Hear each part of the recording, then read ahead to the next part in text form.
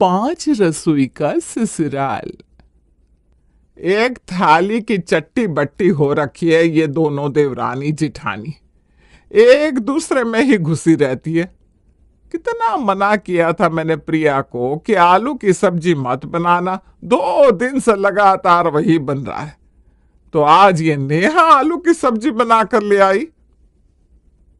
चावल भी नहीं बने आज। दोपहर में तो आदमी चावल खाएगा कि नहीं। काम ऐसा करती है, फिर कहती है मेरा ससुर हम पर कुरकुर कुरकुर करता है। अपने सास ससुर की बातें सुनकर किचन से प्रिया और नेहा बाहर आती हैं। ये पुराना दरवाजा आज इतनी आवाज क्यों कर रहा है भाभी? लगता है दरवाजे में तेल डालने की जरूरत है। क्या क्या कहा? कुछ नहीं मम्मी जी, ये ना दरवाजे की बात कर रही थी। आज नाश्ते में तो चावल बनाया था भाभी ने मम्मी जी, इसीलिए मैंने चावल नहीं बनाए। नाश्ते के चावल ही गर्म करके ला देती हो ना, वो भी तो कोई ना कोई तो निकलेगा ही। मेरा मतलब है, मैं कोई नागिन थोड़ी ना हूं जो बड़ा सा मुंह खोलकर सारा का सारा बासी खाना खा जाऊंगी। किसी और को भी योगदान करना होगा ना। नेहा किचन में जाकर बासी चावल गरम करके ले आती है और जैसे ही विमल की थाली में उस चावल को परोसने जाती है तो वो अपना हाथ थाली के ऊपर रख देता है। मम्मी जी की नजर नहीं है आपके चावल पर? पापा जी, जो आपने पहले ही प्लेट पर हाथ रख दिया। मम्मी जी की नजर पड़ने से चावल काले नहीं पड़े हैं। देख रही हो सुजाता जी, कमाए क्यों आदमी जब खाने में ये 2 सूखे फुलके और बासी चावल ही खाने को नसीब होना है। थोड़ा तो सोचना चाहिए था नेहा तुम्हें। ऐसा भी नहीं है कि तीनों वक्त के खाने का काम तुम पर आ जाता है। तुम और भाभी मिलकर काम करते हो ना आधे आधे वक्त। तो उस खाने को छोड़ो जो भाभी ने नाश्ते में बनाया था, तुम फ्रेश चावल बना लेती। ये तो बहुत अच्छी बात बोली तुमने। सुबह का सुबह छोड़ दो, तो तुम सुबह की लड़ाई अगले दिन तक क्यों लेकर जाती हो? क्या हो गया भाभी, आप इतना क्यों चिढ़ रही है? लगता है गर्मी आपके सर पर चढ़ गई है। चढ़ेगी ही। कोई जाए रसोई में तब ना पता चले। घर में 8 लोग और 8 की 800 फरमाइशें। बहुत कर दिया सबके लिए मैंने, अब मुझसे कुछ नहीं होगा। ऐसे थोड़ी ना होता है। मतलब मैं नाश्ते में बना हुआ सारा खाना वेस्ट कर दूं, हाँ?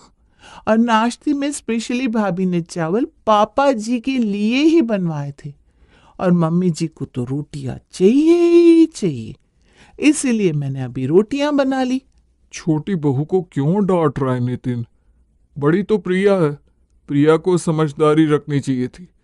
एक बार को रोटी बासी भी खा सकते, पर चावल कोई कैसे बासी खा लेगा प्रिया? अरे क्यों भाई, रोटी क्यों कोई बासी खा ले? मेरे दांत तो ऐसे ही कमजोर है, सूखी रोटियां मुझसे चबाई नहीं जाती। ये तो ताजी बनाई है तब ऐसी पत्थर जैसी है, वही ठंडी रहती तो शायद आरी की जरूरत पड़ती मुझे। तो फिर आपके तो दांत गिर जाते ना मम्मी जी, और फिर हमें खाने में दलिया भी ऐड करना पड़ता है। इतनी गर्मी में रसोई संभालना कितना मुश्किल है, आप लोगों को क्या पता? हाँ, सिर्फ खाना बनाने का काम नहीं होता, बार बार किचन क्लीन करना पड़ता है, बर्तन हो जाते हैं उन्हें धोना पड़ता है, और घर में इतने सारे लोग हैं, सभी के मन का खाना एक साथ कैसे बनाया जा सकता है पता भी है आप लोगों को? मुंह नहीं खोलना चाहती मैं भाभी आप बड़ों के बीच में, पर क्या करूं, सभी का नंबर कभी ना कभी तो आता ही है, पर मेरा नंबर आता ही नहीं। कितनी बार मैंने बोला है कि नाश्ते में डोसा बना दिया करो, या चिया सीड्स भिगोकर उसी की कोई रेसिपी बना दिया करो, उसमें तो मेहनत भी नहीं है, मेरी डाइट के लिए वही अच्छा भी है। पर चाहे जिम में 5,000 महीने के क्यों ना वेस्ट हो जाए, आप लोग मुझे तला भुना ही खिलाओगे। तभी दरवाजे से भागता हुआ सूरज अंदर आता है और अपनी भाभी से कहता है, मुझे स्नेहा को लेने एयरपोर्ट जाना है भाभी, जल्दी से वेफर्स दे दो ना मुझे। या फिर बिस्कुट दे दो। एक तो आप सब, ऊपर से ये ढीठ देवर, ये सब खा खा कर तो तेरी हालत ये है, शरीर में चर्बी तक नहीं बची। कहीं तो स्नेहा को चुभ ना जाए। देखकर ये नहीं लगता कि तू कुपोषण का शिकार है। लगता है कुपोषण तेरा शिकार हो गया है। अरे बस बहुत हो गया नेहा। हम सबके लिए खाना बनाना तुम्हें अखरता है तो मैं सबकी रसोई अलग कर देता हूँ। हर रोज खाने पर बैठते ही ये बहस शुरू हो जाती है। इतने क्लेश से बना हुआ खाना हमारे शरीर को कैसे लगेगा? तो कर दीजिए ना देवर सबकी रसोई अलग, पर मैं और नेहा तो एक साथ ही खाना बनाएंगे। अब किचन अलग हो ही रहा है तो मेरे लिए इंडक्शन लगवा देना भैया। ये स्टोव में खाना बनाने से ना मैं तो जल जाऊंगी। और अगली सुबह नितिन और विनीत जाकर 3 सिलेंडर अपने घर पर लेकर आते हैं। एक सिलेंडर पापा जी आपके कमरे के लिए, एक सिलेंडर अपने कमरे में ले जाता हूँ और एक विनय ले जाएगा। इस घर में मैं भी हूं भैया। पर मेरे भी 2 हाथ है भाई, एक साथ में कितने सिलेंडर ले आता? और मुझे तो लगा कि तू कैंटीन में खाएगा। इतने पैसे कहाँ हैं मेरे पास? मैं जाता हूँ चिया और मेरे लिए सिलेंडर लाने। मेरे कमरे का सिलेंडर तो सुजाता जी हड़प करके बैठ गई। अब मुझे भी खुद के लिए एक सिलेंडर लेना पड़ेगा। मैं जा रहा हूँ मार्केट, बड़ी सी कढ़ाई भी लेकर आऊँगा। ऐसी टेस्टी हलवाइयों की तरह सब्जी बनाऊंगा कि लोग मांगते रह जाएंगे। बहुत दिन हो गए अपना राजस्थानी खाना खाए हुए। और सभी अपनी अपनी रसोई की तैयारी करने में लग जाते हैं।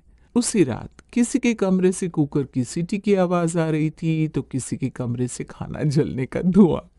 तो आइए एक एक करके सभी के कमरे में चलते हैं। आलू तो उबल गए प्रिया, बस अब एक क्रीम रेडी कर लेते हैं और दम आलू बना लेते हैं। हाय राम, मेरी सब्जी तो जल गई। खाना बनाने की आदत छूट गई है। अब सब्जी बनाओ, रोटी बनाओ, उफ, कितना झंझट है। कढ़ाई अलग हो जाएगी, परात अलग, तवा अलग, खाने के बर्तन अलग, इन सबको धोना भी तो पड़ेगा। बिस्तर की एक तरफ जहां सुजाता ने अपनी रसोई बना रखी थी, वहां दूसरी तरफ विमल भी अपनी रसोई का काम कर रहा था। इस घर में मसाले भी नहीं है क्या? मसाले नहीं हो गए, सोने के जेवरात हो गए, जो छुपा छुपा कर न जाने कहाँ रख देती है आपकी बहुएं। बार बार रसोई में जाकर मसाले लाने पड़ रहे हैं, मुझे परेशानी हो रही है। अरे कमरे की एसी तो चालू है विमल जी, मर्जी फिर आपको पसीना आ रहा है। अब समझ में आ रहा होगा आपको कि शादी के बाद आपकी माँ मुझे अलग अलग तरह के पकवान बनाने को कहती थी। भाग भाग कर गरम गरम फूल के उनकी थाली में परोसती थी मैं, और आप कहते थे ये तो तुम्हें करना ही पड़ेगा सुजाता। तब सोचिए मुझ पर क्या बीतती होगी। तो तुमने कौन से 8-10 प्रकार के व्यंजन खिला दिए मेरी माँ को? घूम फिर कर एक आलू टमाटर की सब्जी बनाकर रख देती थी। बेचारी मेरी माँ बेस्वाद खाना खाकर ही परलोक सिधार गई। अच्छा हुआ अपनी बीवियों से हमने अपना कमरा भी अलग कर लिया, वरना दोनों मिलकर अच्छा अच्छा खाना बनाती और हमें जलाती। तो हम कौन सा खराब खाना बनाने वाले हैं भैया?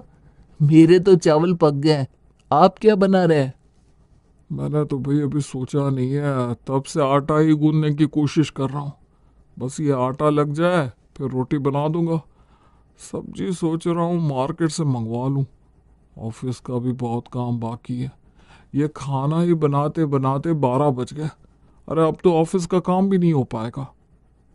तो आप एक काम कीजिए ना, आप दाल बना लीजिए। चाल दावल तो खाने को हो जाएंगे, सब्जी रोटी हम बाहर से मंगवा लेते हैं। 1 हफ्ते प्रॉब्लम होगी, फिर एडजस्ट करने की आदत हो जाएगी। जहां अभी तक सभी ने कुछ न कुछ बना लिया था, वहां अभी भी फोन कॉल पर जिया अपने दोस्त से खाना बनाने की रेसिपी पूछ रही थी। अरे यार करण, अच्छे से बताओ ना अब आगे क्या करना है। अरे यार जिया, आगे क्या करोगी? पहले लाइटर से गैस तो ऑन करो। तुम तो कब से गैस भी ऑन नहीं कर पा रही हो। तो तुम मुझे सब्जी की रेसिपी बता दो। मैं कढ़ाई में सब कुछ डाल देती हूँ, फिर लास्ट में गैस ऑन कर दूंगी। अरे तेल बिना गर्म हुए उसमें कुछ भी डालोगी तो सब्जी खराब हो जाएगी। तुम नहीं बताना चाहते ना मुझे कि खाना कैसे बनता है, तो मत बताओ। ये ड्रामा मत करो, फोन रख रही हूँ। तो कुछ ऐसे डिनर की तैयारी चल रही थी नेहा और प्रिया के ससुराल में। रात के 11 बजे सभी अपने झूठे बर्तन धोने के लिए किचन पहुंचते हैं, पर सूरज नहीं आता। जरूर इस लड़के ने डिनर नहीं बनाया होगा, चिप्स खाकर सो गया होगा। मैंने तो पेट भरकर बिरयानी खाई है। उफ, इतना खा लिया कि अब तो मुझे उल्टी आ रही है। पर आपके कमरे से तो बदबू आ रही थी पापा, और खाना खाकर आप तो डकार लेते। एक बार भी डकार नहीं ली आपने। धोने के लिए लाए आप एक तवा और कह रहे हैं बिरयानी बनाई थी। अच्छी बात है पापा जी, तवे की बिरयानी। तुम इसका ब्लॉग बना सकती हो चिया, जल्दी फेमस हो जाओगी। सभी एक दूसरे के बर्तन धोते हुए देख रहे थे और सोच रहे थे कि शायद दूसरे ने पेट भरकर खाना खाया होगा, क्योंकि ससुराल के सभी लोग भूखे ही थे। ऐसे खाने को कोई खाता भी तो कैसे। खाने का ड्रामा तो किसी तरह पूरा हो जाता है। फिर बात आती है उस कमरे में सोने की जहां सभी ने खाने पर एक्सपेरिमेंट किया था। इतने गंदे कमरे में कोई कैसे सोए? मैं तो बहुत थक गई हूँ जी, मुझे तो कोई कहीं भी सुला दे, मैं सो जाऊंगी। हटिए, सोने दीजिए मुझे। अगली सुबह काम वाली छबीली सुबह 7 बजे छम छम करती दरवाजे पर पहुंचती है और एक एक करके घर के सारे कमरों में झाड़ू लगाने के लिए जाती है। हाय रे दैया, इतना गंदा कमरा, मैं नहीं सफाई करेगी। पहले तो रसोई में एक स्लेब था, अब तो आप सबने अपने अपने कमरे में अलग अलग स्लेब बनवा के रख लिए। मेरे से इतना काम नहीं होगा रे बाबा। अरे ऐसा क्यों बोल रही है छबीली? अच्छा, बाकियों का कमरा छोड़ दे, मेरा तो साफ कर दे। मेरा बुढ़ापे का शरीर है, थोड़ा तो समझ ले। हाँ, ये अलग से मैं ना तुझे 100 रुपये देती हूँ। विनीत भाई ने मेरे को 300 देकर अपना कमरा साफ करवाया है आंटी जी। तो ये पकड़ 300 रुपये और कर कमरा साफ। इसी तरह जैसे तैसे एक हफ्ता निकल जाता है, पर ना ही खाने की स्थिति अच्छी होती है और कमरा साफ करने के पीछे छबीली को एक्स्ट्रा पैसे देने पड़ते हैं, वो अलग। मुझे लगता है हम सबको अपने कमरों से रसोई हटाकर रसोई में ही पार्टीशन करवा देना चाहिए। करवा ही दिन बहुओं ने रसोई अलग। अरे बहुएं तो सास ससुर से अलग होती है, यहाँ तो पतियों से भी रसोई अलग की जा रही है। एक ही किचन में 5 सिलेंडर लगेंगे, फिर नहीं होगी क्या लड़ाई? चूल्हा तो एक ही रहेगा ना विनीत। एक शख्स खाना बनाकर हटेगा तब तो दूसरा खाना बना पाएगा, और इसी में फिर से बहस शुरू हो जाएगी।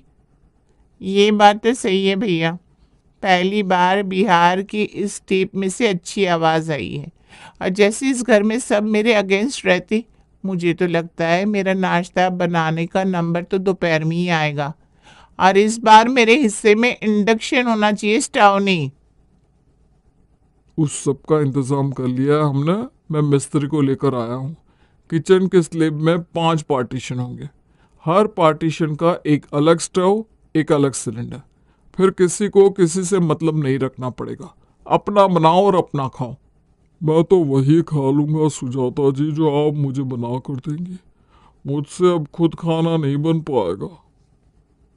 हाँ तो हम दोनों भाई भी एक साथ ही खाना बनाएंगे। ठीक है, फिर जेठ जी करवा दीजिए कंस्ट्रक्शन और बांट दीजिए रसोई को 5 हिस्सों में, और बन जाती है ससुराल में 5 रसोई। लकड़ी जल गई पर बल नहीं गया। खाना बना बनाकर और आधे पेट जला बुना खाकर सबकी हालत कैसी हो गई है, देख रही हैं भाभी आप, पर किसी के मुंह से हमारी तारीफ नहीं निकली। अरे कोई बात नहीं नेहा, होने दे जो हो रहा है। एक दो जन बेहोश होकर गिरेंगे ना तो अपने आप अकल ठिकाने आ जाएगी। फिर सभी अपने अपने हिसाब से अपने अपने हिस्से को डेकोरेट कर लेते हैं। चिया तो सबसे पहले अपनी एक फोटो लाकर अपने स्लैब पर रखती है और कैमरा ऑन कर वीडियो बनाना शुरू कर देती है। तो मैं हूँ आपकी चिया और ये है मेरी रसोई। वैसे आप सोच रहे होंगे कि मैं खाना कैसे बनाऊंगी। भैया को कई बार कहने के बाद भी मेरे भैया मेरे लिए इंडक्शन नहीं लेकर आए, इसलिए मैं खुद लेकर आ गई हूँ। ये आयरन और मैं बनाऊंगी आयरन पर डोसा, क्योंकि फिटनेस है तो फन है। अगर मेरी तरफ हड्डी नहीं बनना तो मम्मी जो भी दे अच्छे से खा लेना। मुझसे तो बहुत बड़ी गलती हो गई। बेचारी सारी भाभी मेरे लिए कितनी वैरायटी का खाना बनाती थी, पर मुझे नहीं खाना आपका खाना, आपका खाना बेकार है, ये कह कहकर हमेशा मैं खाना छोड़कर जंक खा लेता था। और आज देखो, मेरे ऐसे होने के कारण तुम मुझे छोड़ने की बात कर रही हो। भाभी सब तुम्हारे अच्छे के लिए कहती थी, पर तुम्हें उस वक्त टेस्टी खाना चाहिए था, और तुम मुझे कह रहे हो कि मम्मी जो भी दे खा लो। तुम्हारी जैसे सूखी हड्डी नहीं हूं मैं। अब मैं जैसे बताती जाती हूँ वैसे खाना बनाओ। खाना बनाने की कोशिश तो सभी करते, पर बस खाना बनता तो प्रिया और नेहा के कंबाइंड किचन में, जहां वो कभी पास्ता बना रही थी, कभी चाउमीन, कभी फ्राइड राइस, तो कभी दम आलू। बहू के हिस्से में से खाने की क्या खुशबू आ रही है, और यहाँ मुझसे सब्जी तक नहीं बनाई जा रही।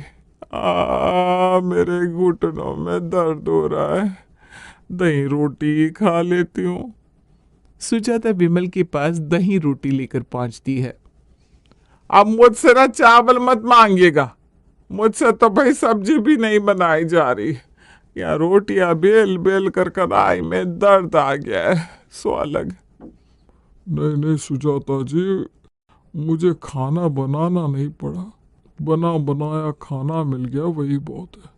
ये तो साक्षात अन्नपूर्णा है खाने में, क्या स्वाद, बस पेट भरना चाहिए। जहां विमल दही रोटी खाकर खुश हुआ जा रहा था, वहां विनीत और नितिन अचार रोटी खा रहे थे, जिसे देखकर सूरज कहता है, बहुत कोशिश की खाना बनाने की भैया, पर बस ये दाल बना पाया।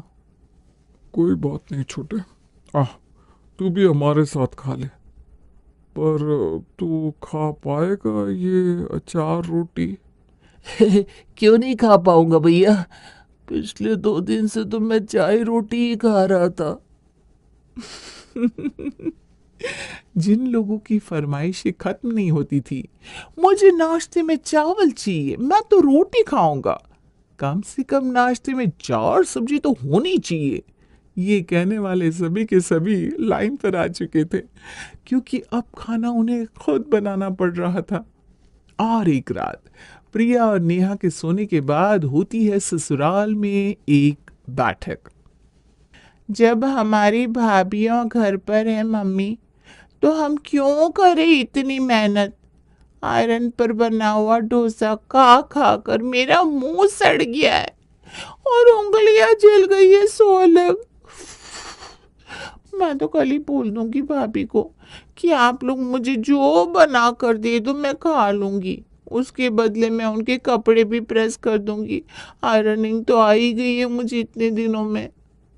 मैं भी ना भाभीियों की टीम में जा रहा हूँ।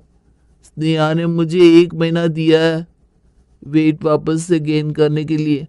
मुझे तो अपनी हेल्थ पर ध्यान देना ही पड़ेगा, वरना शादी मुश्किल है।